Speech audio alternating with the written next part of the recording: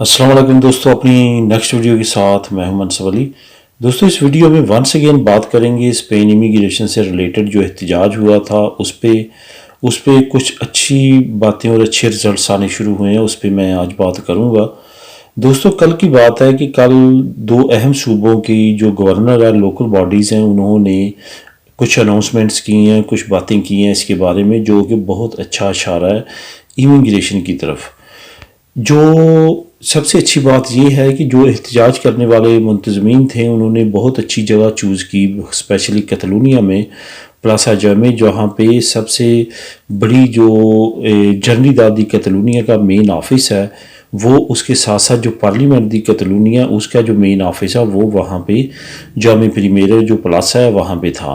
तो वहाँ पे ये एहतजाज रिकॉर्ड कराया गया और बहुत अच्छी आइडियल जगह पे कराया गया, ताकि जो हुक्मरान जमातें हैं, जो लोकल हुक्मरान जमातें हैं सूबे की, उन तक अपनी आवाज़ पहुँचाई जाए।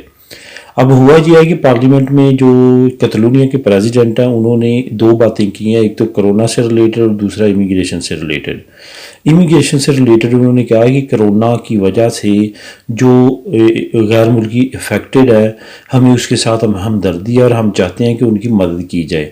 उसके साथ साथ उन्होंने अनडॉक्यूमेंटेड लोगों के लिए बात की है कि अगर उनको डॉक्यूमेंट मिल जाएं तो वो कोरोना के ख़िलाफ़ बेहतर तरीके से लड़ सकते हैं। ये एक बहुत पॉजिटिव जो है बयान है उनकी तरफ से। अब दूसरी तरफ जो आपको पता है कि पाइस बास को भी एक अहम सूबा है और वहाँ पे भी सेम ऐसी तहरीकें काम कर रही हैं जिस तरह की कतलूनिया में कर रही हैं अलहदा होने के लिए। तो इन दोनों की काफ़ी ज़्यादा करीबी तल्लुकात हैं। उधर से भी यही बयान आया है कि जो गैर मुल्की हैं, जो अनडॉक्यूमेंटेड इलीगल इमिग्रेंट्स हैं, उनकी मदद करनी चाहिए। उनको सेंट्रल गवर्नमेंट को जल्द से जल्द कोई रिलीफ देनी चाहिए। उन्होंने डॉक्यूमेंट्स की बात की है, साथ रिलीफ की बात की है कि उनको माली मदद भी करनी चाहिए।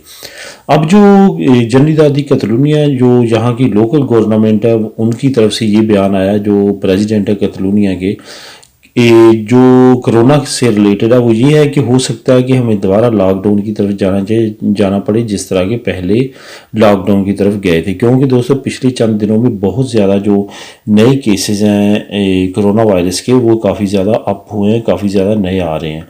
सिर्फ कल की जो तादाद है 600 से ऊपर मरीज़ कल सिर्फ एक दिन में आ चुके हैं। इस वजह से ये भी ख़तरा मंडला रहा है कि दोबारा जो है वो कोरोना वायरस वापस ना आ जाए। इस वजह से भी ये गवर्नमेंट्स काफ़ी ज़्यादा सीरियस हैं कि जो पहला लहर आई थी कोरोना वायरस की, उसकी वजह से काफ़ी ज़्यादा माशी बदहाली आई है और बगैर पेपर्स के लोगों को सबसे ज़्यादा मुश्किलात का सामना करना पड़ा है। अब यही इन गवर्नमेंट्स को यही ख़तरा है कि दोबारा अगर लहर आती है तो ज़्यादा हालात ख़राब हो सकते हैं गैर मुल्कियों के लिए और स्पेशली अनडॉक्यूमेंटेड लोगों के लिए। और यही वजह है कि आप देखते होंगे कि आजकल काफ़ी ज़्यादा जो है हर बंदा जो है वो माशी बदहाली का रोना रो रहा है।